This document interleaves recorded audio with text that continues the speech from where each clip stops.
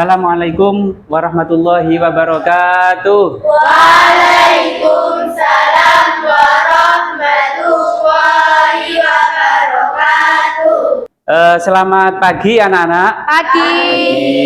Apa kabar kalian pada pagi hari ini? Alhamdulillah baik. Baik ya. Sebelum kita mulai pelajaran, saya mau tanya dulu, apakah hari ini ada yang tidak masuk? Ada. Siapa? Nafa. Nafa kemana hari ini?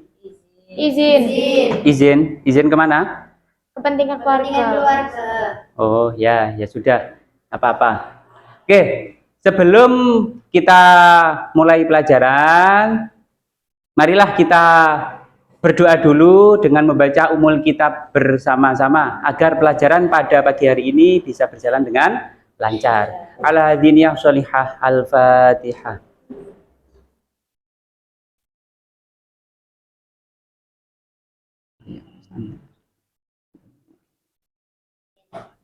Oke, sebelum kita beranjak ke kegiatan pembelajaran, silahkan cek kerapian kalian, baju, meja, tempat duduk. Silahkan menempati tempat duduk yang nyaman, ya. Oke, terima kasih. Oke, untuk selanjutnya, marilah pelajaran fikih pada pagi hari ini kita mulai dengan tema yang berupa alat-alat toharoh, yaitu apa? Benda-benda yang dapat digunakan untuk bersuci. Ya, paham ya? Nah, adapun tujuan pembelajaran kita pada pagi hari ini adalah yang pertama, peserta didik dapat menganalisis tentang ketentuan air sebagai alat bersuci. Jadi nanti kita membahas tentang ketentuan air apa saja sih yang dapat digunakan bersuci itu dan seterusnya. Yang kedua adalah peserta didik dapat menganalisis tentang ketentuan alat bersuci selain air. Apa sih alat-alat selain air, benda-benda selain air yang dapat digunakan bersuci itu apa? Syaratnya apa? Nanti akan kita bahas. Siap ya? Siap. Oke, sebelumnya saya pengen tanya dulu untuk memancing wawasan kalian pada pagi hari ini. Ayo, saya pengen ada yang menjawab. Kira-kira yang dinamakan toharoh itu apa sih? Ayo, yang dinamakan toharoh itu apa? Angkat tangan yang bisa. Silahkan. Saya Pak. Silahkan, Sesa. Pengertian toharo secara bahasa adalah membersihkan diri. Secara istilah adalah membersihkan diri, pakaian, dan tempat dari najis dan hadas dengan tata cara yang ditetapkan oleh syariat Islam agar diperbolehkan melakukan sholat. Oke, terima kasih Sesa ya. Jadi pengertian toharoh itu ada dua, yaitu dari segi bahasa dan dari segi istilah. Oke, terima kasih untuk Sesa dan tepuk tangan untuk Sesa. Oke. Terima kasih untuk Sesa yang sudah menjawab. Untuk selanjutnya saya pancing lagi dengan pertanyaan, apa dalilnya seseorang itu harus bersuci atau toharoh? Silahkan. Dari kalian ada yang bisa menjawab apa dalilnya orang harus bersuci itu apa? Nah, silahkan. Ayo angkat tangan. Saya Pak. Silahkan jika. Bismillahirrahmanirrahim. Innallaha yuhibbut tawwabina wa yuhibbul mutatahhirin. Artinya, sesungguhnya Allah Subhanahu wa taala mencintai orang-orang yang bertaubat dan bersuci. Quran surat Al-Baqarah ayat 222. Oke, terima kasih Cika dan mohon tepuk tangan untuk semuanya. Ya. Oke. Itu untuk mengawali pelajaran hari ini ya. Terima kasih. Oke teman-teman, untuk melanjutkan materi hari ini silahkan dilihat di sana. Alat-alat atau benda yang dapat digunakan bersuci itu ada berapa di sana? Coba dilihat. 3. Ada 3. Apa saja di sana? Coba. Air, batu, debu. Ya. Kemudian coba sambil dilihat di sana, objek bersuci dari air itu dapat digunakan untuk apa saja air itu? Coba dilihat. Najis nadas. Air dapat digunakan bersuci dari Najis dan nadas. najis dan hadas. Kalau batu digunakan Bersuci dari najis. Istinja. dalam hal ini adalah istinja. Jadi tidak digunakan untuk bersuci dari najis secara umum. Yang ketiga, debu. Bersuci dari hadas, Ya, bersuci dari hadas saja. Coba dari sini kira-kira bisa dimengerti ya? Bisa. Bisa. Jadi air itu fungsinya untuk apa? Batu fungsinya untuk apa? Debu dan untuk apa? Dan selanjutnya. Bisa dipahami? Bisa. Bisa. Oke. Kita lanjut. Pembagian air ditinjau dari hukum. Ditinjau dari hukumnya. Yaitu ada berapa di situ? 3. 3. Yang pertama, Air suci mensucikan. yang kedua, Air suci tidak mensucikan. yang ketiga, Air mutanajis. air muta najis. Paham ya di situ ya? Paham. Paham. Nanti akan kita lihat perinciannya setelah slide berikut ini. Oke. Air suci mensucikan, ya. Air suci mensucikan itu terbagi menjadi 2. Coba kita lanjut. Coba saya mau tolong dibacakan Erli.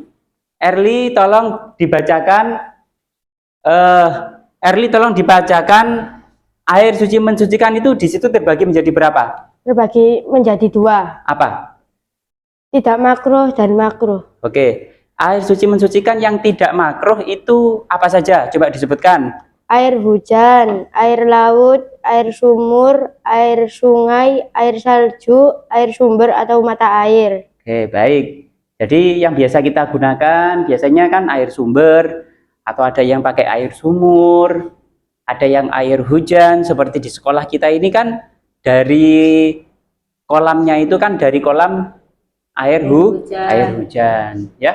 Kalau yang makruh itu ada air apa? Dilihat.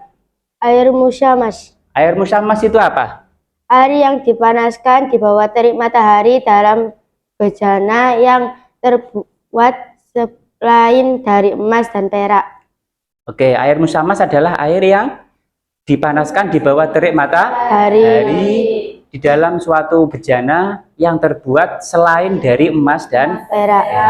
Kalau bejananya terbuat dari emas dan perak, kemudian airnya itu dipanaskan di bawah terik matahari, maka hukumnya tidak makruh, ya, karena dinetralisir oleh zat emas dan peraknya itu. Bisa dipahami dari sini? Bisa. Bisa. Baik, kita lanjutkan. Yang kedua tadi adalah air yang suci air yang suci dan tidak mensucikan. Selanjutnya adalah air yang suci tidak air yang suci tidak mensucikan, ya. Coba saya mau dibacakan oleh Wulan. Air yang suci tidak mensucikan itu terbagi menjadi berapa? Terbagi menjadi 2, Pak. Silahkan dibaca. Air mustakmal adalah air yang telah digunakan bekas bersuci dari hadas atau najis. Hukumnya meskipun tidak berubah warnanya. Yang kedua, Air campuran benda suci, yakni air yang termasuk kategori ini seperti air teh, air kopi, air susu, air gula, dan air sabun. dan lain-lain. Oke, terima kasih ya untuk Wulan. Jadi air suci tidak mensucikan itu ada 2, yaitu apa? Mustakmal dan air yang sudah tercampur dengan benda-benda suci lain. Oke, untuk yang terakhir dari pembagian air, yaitu air apa itu? Mutanajis. Air mutanajis itu juga tergolong menjadi 2. Ayo coba dibaca Bilqis. Air mutanajis dibagi menjadi 2. 1 kurang dari 2 kula. Air yang kurang dari 2 kula kemudian kejatuhan najis meskipun tidak berubah warnanya. Yang kedua lebih dari 2 kula. Air yang lebih dari 2 kula kemudian kejatuhan najis sampai berubah warnanya. Oke, jadi air mutanajis itu air yang terkena najis. Itu ada 2 kategori. 1 kurang dari 2 kolah, yang kedua adalah lebih dari 2 kolah. Untuk bisa dikatakan sebagai air mutanajis, Kalau air yang kurang dari 2 kolah itu, walaupun tidak berubah bentuknya, warnanya air, tapi kalau sudah kejatuhan najis, langsung dinamakan air najis. Kalau airnya banyak, lebih dari 2 kolah, itu untuk mencapai dikatakan air mutanajis, itu harus sampai berubah. Paham ya? Nah, air 2 kolah itu berapa, Bilqis tadi? Air 2 kula adalah 216 liter. Bak mandi ukuran 60 cm kali 60 cm kali 60 cm. Oke.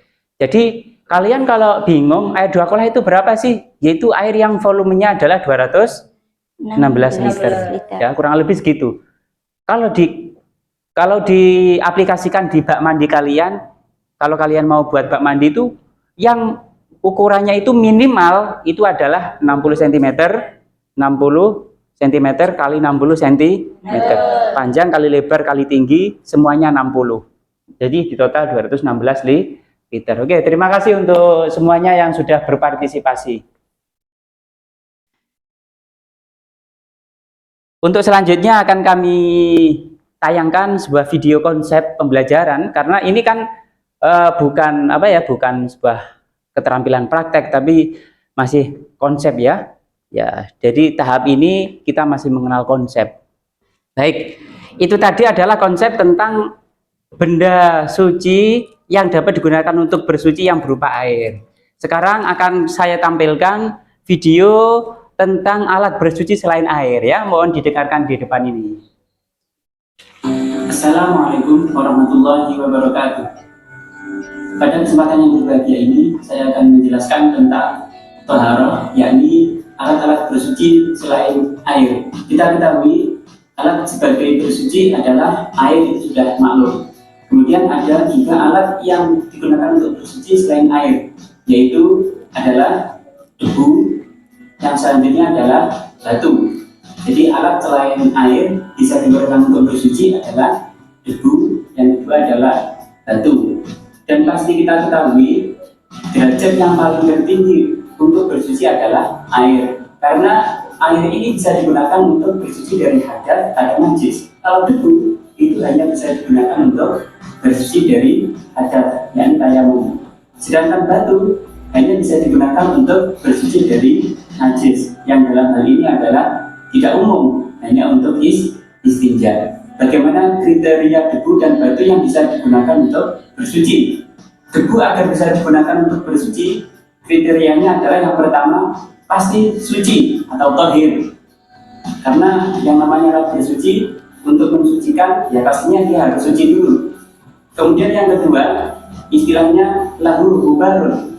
Di situ debunya harus mengandung butiran-butiran halus seperti tepung yang nantinya bisa menempel di kulit seperti halnya air, bisa nanti membasahi. Oke, syaratnya cuma ada itu.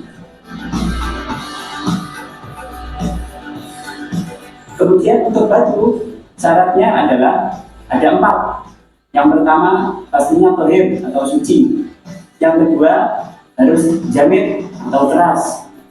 Yang ketiga harus torik atau bisa mengambil kotoran kasar. Jadi istilahnya seperti batu itu ketika nanti digunakan untuk istinja, dia langsung bisa membersihkan. Ini adalah mengecualikan seperti hanya kaca.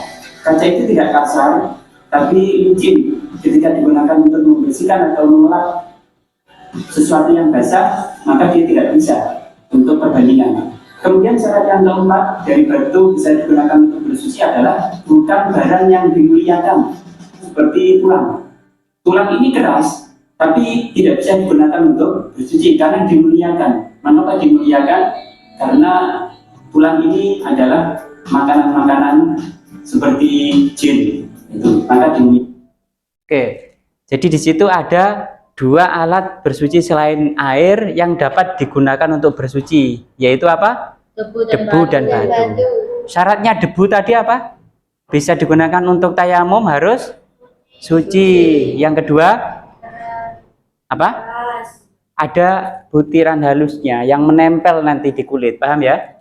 Kalau yang batu agar dapat digunakan untuk istinja, biasanya nanti digunakan di biasanya kalau disamakan dengan tisu atau apa yang di toilet itu, maka syaratnya ada berapa ini tadi?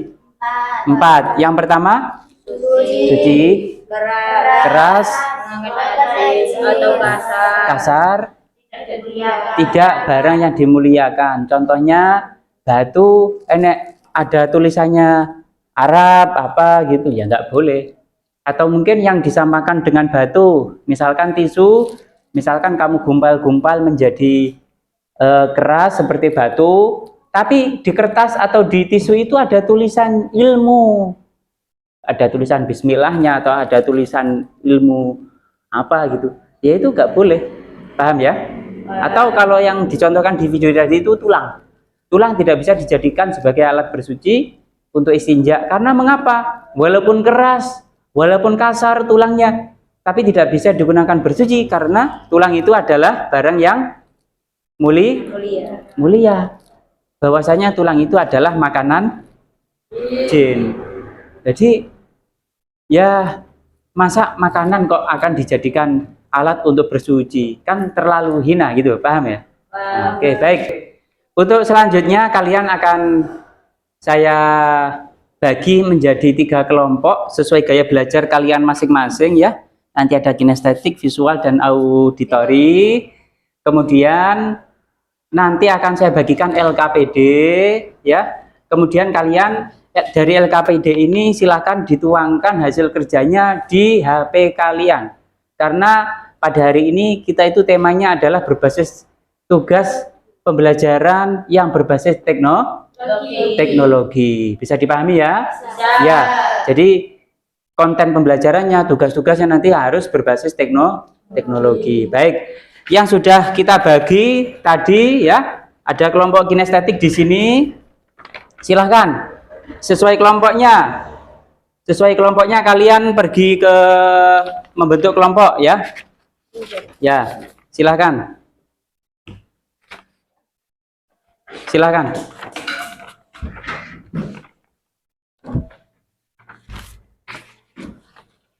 Ya, Faizah di sana dengan kelompok visual di belakang ya. Ya, silakan. Ya. Baik, untuk kali ini akan saya bagikan LKPD, lembar kerja untuk kalian, dan tolong nanti dikerjakannya itu di HP kalian melalui aplikasi Canva. Pilih desain yang bagus dan menarik menurut kalian. Bisa dipahami ya? Bisa. Ya. Sini dulu kelompok kinestetik ya. Nanti silakan dari soal yang ada di sini ditaruh, diaplikasikan di aplikasi Canva. Pilih tema yang bagus. Bisa dipahami? Bisa. Bisa ya, udah bisa. Ini nanti juga ya. Ini kelompok apa ini? Kelompok auditori ya. Nanti silakan dari soal yang ada di LKPD ini kalian tuangkan ide kalian di aplikasi apa? Canva secara lengkap. Bahannya dari mana? Dari buku atau bahan belajar yang lain. Oke. Untuk yang terakhir, ini adalah kelompok apa? Visual ya. Kelompok visual nanti silahkan ditaruh ide-ide kalian yang ada di LKPD ini di aplikasi Canva ya. Aplikasi Canva kalian kan sudah bisa pilih tema yang bagus, desain yang bagus, template yang bagus, terserah kalian nanti desainnya. Nanti yang ada di sini silahkan ditaruh di situ. Kemudian nanti semuanya dipresentasikan. Oke, silahkan dikerjakan. Kita kasih waktu kurang lebih 20 menit ya. Baik, untuk diskusi hari ini saya akan mengecek hasil kerja kalian. Ayo coba, ini kelompok apa ini? Kinestetik. Coba saya ingin melihat progres pekerjaan kalian. Ayo, hasil kerja kelompok. Coba saya ingin melihat.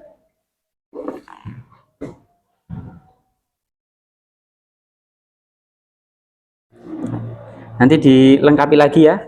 Ini desainnya udah bagus. Kegeser-geser ini saya. Nah, ini udah bagus ya, ini ya. Udah bagus banget. Tinggal nanti dikembangkan lagi. Silakan dilanjutkan lagi. Baik, untuk selanjutnya, ayo ini kelompok apa ini? Auditori. Auditori. Coba saya ingin lihat progres pekerjaan. Ayo yang sudah. Barangkali, nah ini pembagian air ya. Jadi 3. Ya, dilanjutkan ya. Oke. Dah. Biasanya terserah kali ini. Ini juga. Tapi belum. Coba lihat. Oke. Sudah dilanjutkan ya kerjanya ya. Sambil nanti kerjasama. Baik, untuk yang kelompok ketiga, kelompok apa ini? Visual. Visual, ya. Kelompok visual, coba saya pengen lihat progres pekerjaannya sampai mana? Apa ini? Ketentuan toharo. Tentuan toharo, macam-macam Macam-macam air, hikmah bersuci, alat bersuci selain air ya. Ditambahkan nanti syarat-syaratnya apa? Batu sebagai alat bersuci selain air itu syaratnya apa? Debu itu apa? Ya. Oke, terima kasih. Nanti setelah ini kalian akan presentasi. Siap ya? Siap. Baik.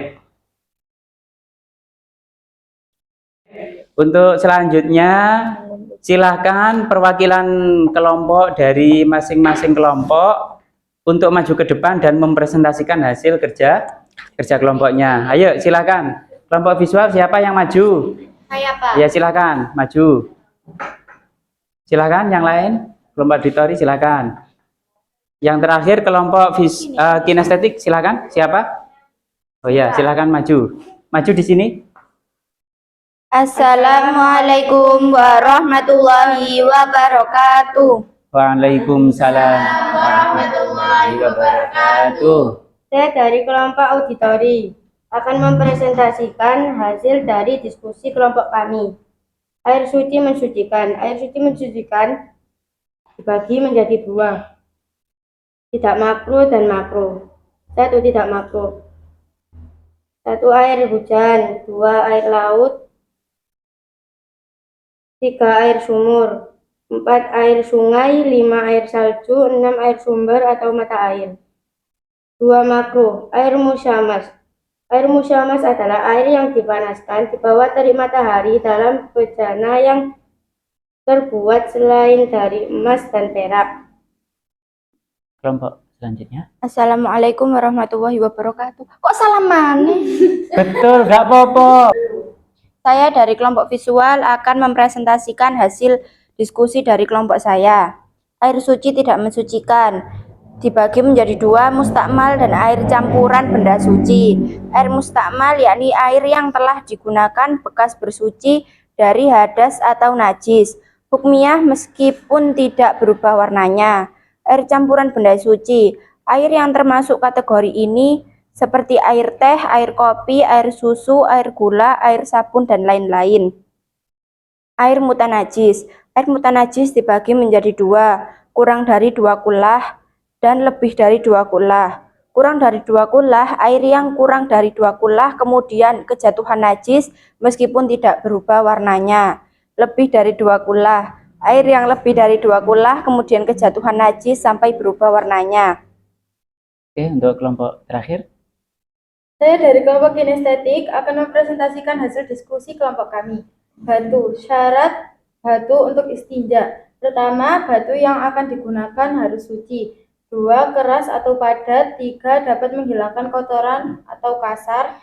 4, bukan sesuatu yang dimuliakan seperti tulang, makanan, kertas yang tertulis ilmu. Sudah? Sudah. Mungkin ada pertanyaan? Tidak ada, Kak. Tidak ada. Oke, tepuk tangan untuk teman-teman kalian. Oke, silakan untuk bisa menutup presentasi kalian. Sekian presentasi dari kami. Wassalamualaikum warahmatullahi wabarakatuh. Waalaikumsalam warahmatullahi wabarakatuh. Oke, tepuk tangan lagi, tepuk tangan. Silakan bisa duduk. Oke, untuk selanjutnya adalah tahap evaluasi. Evaluasi hari ini ya. Akan saya sediakan beberapa pertanyaan tentang materi hari ini. Yang pertama, apa saja macam-macam air? Jelaskan ya. saya ingin menunjuk satu anak dulu untuk mengetes ya. Secara lisan saja, tolong nanti dijawab ya. Apa saja macam-macam air? Jelaskan. Faiza, silakan. 1. Air suci dan mensucikan. 2. Air suci tidak mensucikan. 3. Air mutan najis. Oke, terima kasih. Baik, untuk selanjutnya yaitu soal nomor 2. Uraikan secara detail alat bersuci selain air. Saya ingin menunjuk Zaskia. Coba Zaskia. Alat Uraikan. bersuci selain air ya adalah debu dan batu. Kemudian debu untuk apa? Debu untuk tayamum, sedangkan batu untuk istinja. Untuk istinja. Saya ingin coba sebutkan syarat batu agar bisa digunakan untuk istinja. Batu yang akan digunakan untuk istinja harus suci, keras atau padat, dapat menghilangkan kotoran atau kasar, dan bukan sesuatu yang dimuliakan seperti tulang, makanan, atau kertas yang tertulis ilmu.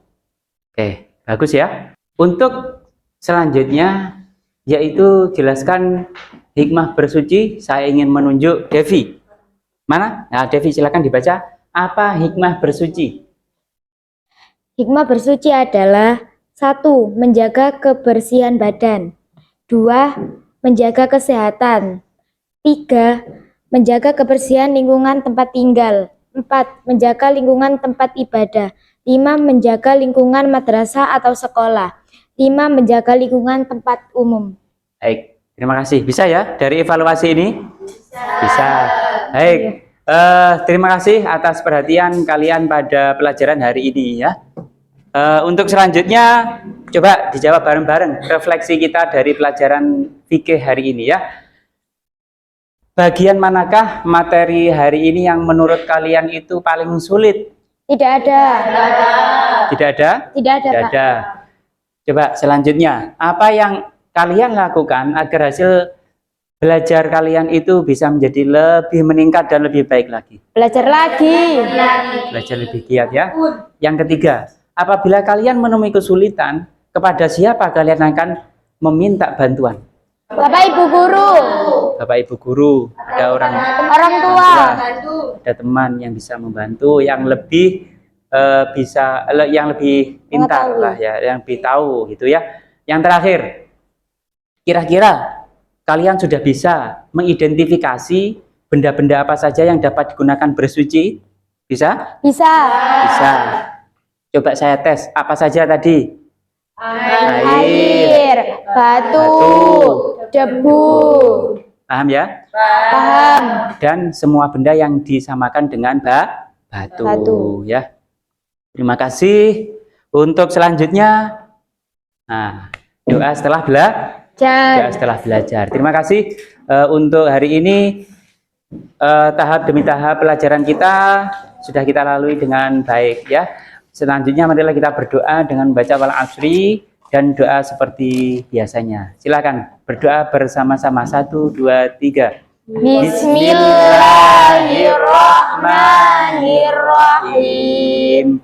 Wal asri innal insana lafi khusrin illal ladzina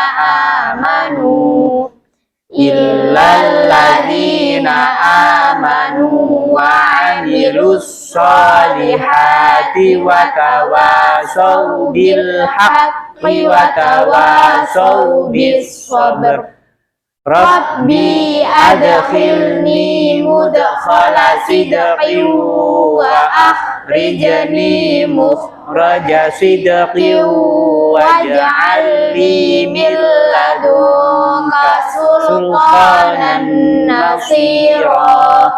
Allahumma yassir li fi umuri wa la tu'assir li ya Allah. Rabbana atina fid dunya hasanah wa fil akhirati hasanah wa qina adzabannar. Walhamdulillahi rabbil alamin. Oke, sekian, terima kasih. Ada kurang lebihnya mohon maaf. Wassalamualaikum warahmatullahi wabarakatuh. Waalaikumsalam warahmatullahi wabarakatuh. Dan sampai jumpa di pertemuan selanjutnya. Tepuk tangan untuk kita semua. Oke. I got so much motherfucking design on right now. Break it down, bring it back, make it clap. I got 3 old thoughts, new guap, where that thing. Bitches on my line, and you know. Assalamualaikum warahmatullahi wabarakatuh. Waalaikumsalam warahmatullahi wabarakatuh. Selamat siang anak-anak. Siang. Apa kabar kalian pada siang hari ini? Alhamdulillah. Baik ya. Apakah ada yang tidak masuk hari ini? Ada. Siapa? Nafa. Oke, kemana Nafa? Izin. Izin ya. Karena? Kepentingan keluarga. Baik. Untuk siang hari ini tema kita adalah tentang P5, kelanjutan dari yang kemarin, dan ini adalah tahap yang terakhir yaitu refleksi, ya, tahap refleksi. Tapi sebelumnya marilah kita berdoa dulu untuk memulai dari tahap refleksi ini, ya, agar nanti kegiatan kita pada siang hari ini bisa berjalan dengan lancar. Membaca doa umul kita bersama. Ala diniyah as-salihah al-fatihah.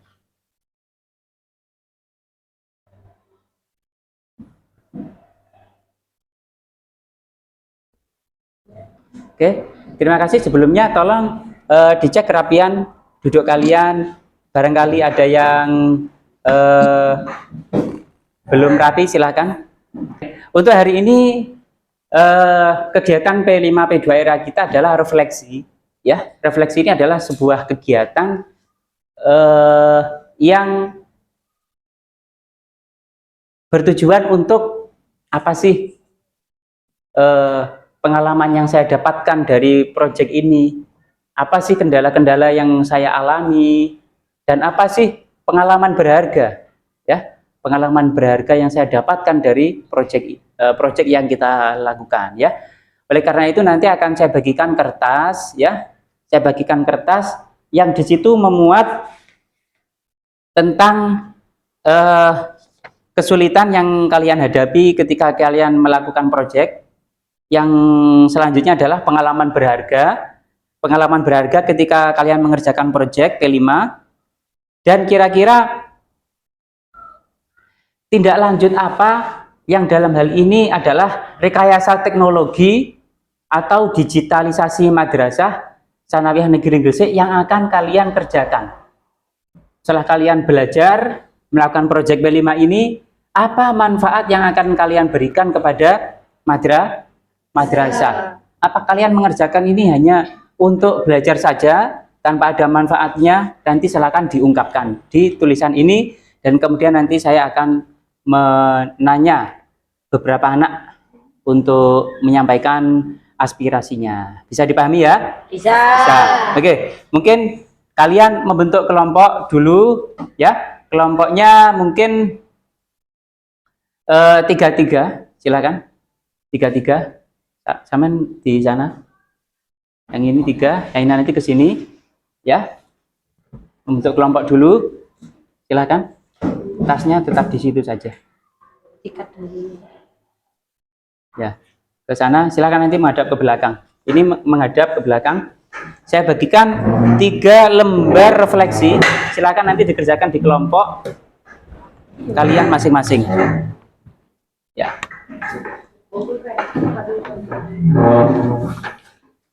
Silakan diungkapkan. Di situ ada beberapa refleksi. Yang pertama, kesulitan yang kalian hadapi di lapangan.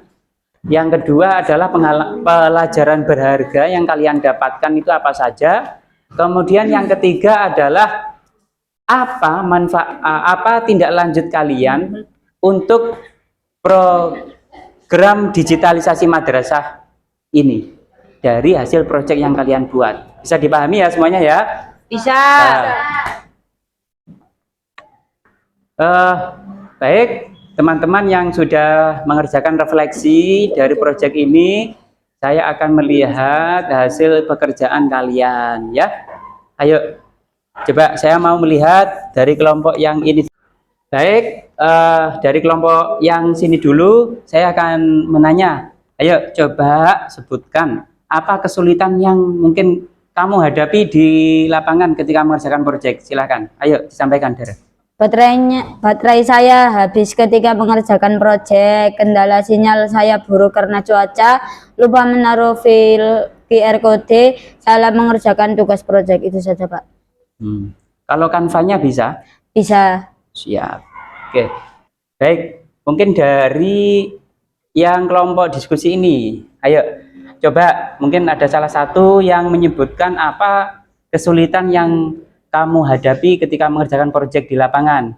Ayo coba Zaskia. Kesulitan yang saya hadapi di lapangan, satu, baterai HP habis ketika melakukan observasi. Oh, yang kemarin baterainya habis itu ya? Oke. Ya, terus apalagi? Jaringan internet yang jelek dan susah menemukan pohon-pohon yang ada di sekolah ketika membuat QR code. Susah itu susah menemukan apa susah? Susah. Nggak tahu namanya? Nggak tahu namanya. Nggak tahu namanya. Tapi nanti bisa diatasi dengan kita bertanya dengan Bapak Ibu Guru.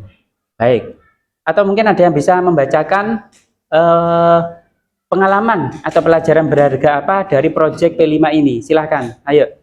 Mungkin Faiza. Faiza, coba disebutkan apa kamu mendapat pengalaman apa ketika ketika melakukan proyek ini.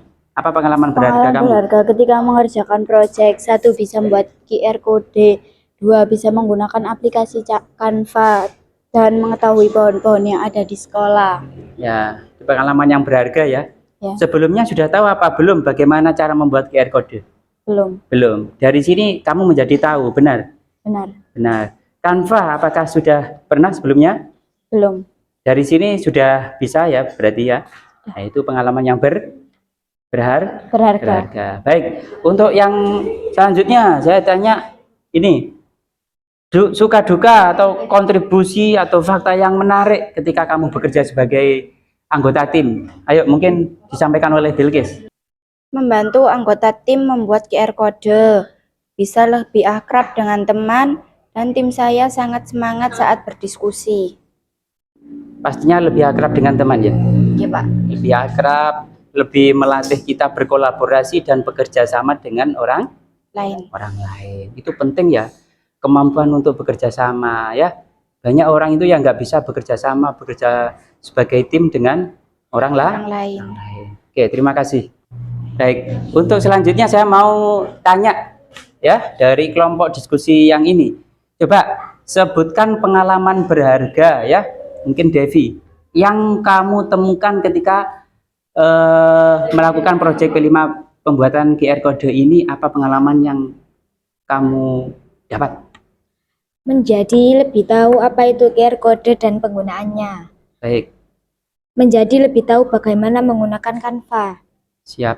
Lanjut. Menjadi lebih tahu tanaman atau pohon dan manfaatnya. Oke. Jadi itu pengalaman berharga ya. Jadi sebelumnya kan belum tahu apa itu manfaat pisang, belum tahu ya? Iya, Pak. Manfaat pohon ini, nama pohon ini kan belum tahu. Paham ya? Paham. Sebelumnya pernah membuat QR code? Belum pernah. Belum pernah. Pertama kali. Dari sekarang ini bisa ya? Bisa, Pak. Nah, itu pengalamannya, ilmu yang bermanfaat ya. Canva sebelumnya sudah pernah? Belum pernah, Pak. Ya, mungkin dari sini sudah mulai tahu kan ya? Iya, Pak. Ya, anak zaman milenial itu harus tahu ya teknologi seperti ini. Apalagi pelajar, nanti banyak manfaatnya. Oke, terima kasih. Mungkin selanjutnya tolong disebutkan oleh siapa ini? Wulan.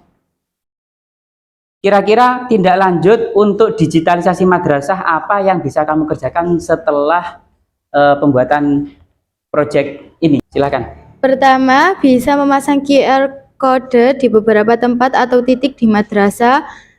Kedua, membantu madrasah menjadi madrasah digital. Oke, madrasah kita sudah menjadi madrasah digital. Buktinya apa? Di setiap kelas itu ada apa namanya itu? TV Smart. Belum tentu setiap madrasah atau sekolah itu punya, benar nggak? Iya, Pak. Nah, ini kita juga membantu sekolah menjadi madrasah ini menjadi madrasah digital lagi. Dengan cara apa? Memasang QR code. Bayangkan nanti di PTSP itu ada QR kodenya Kalau ada tamu mau mencari informasi tentang MNSN Gresik, tinggal di klik, tinggal di scan pakai QR code. Ada lagi, mungkin tanamannya ada di sekolah. Kalau ada tamu, ada siswa yang mau tahu, oh ini pohon apa sih, manfaatnya apa sih?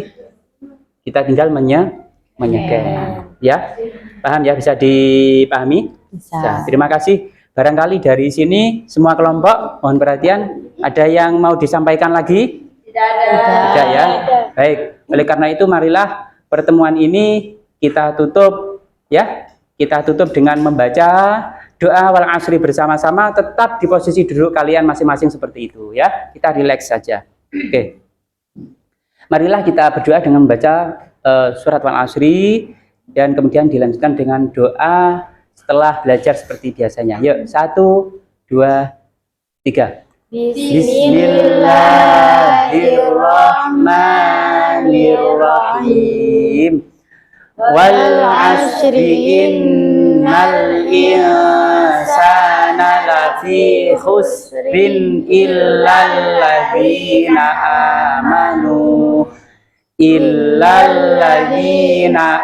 amanu wa amilus solihati wa tawasau bil haqqi wa tawasau bis sabr.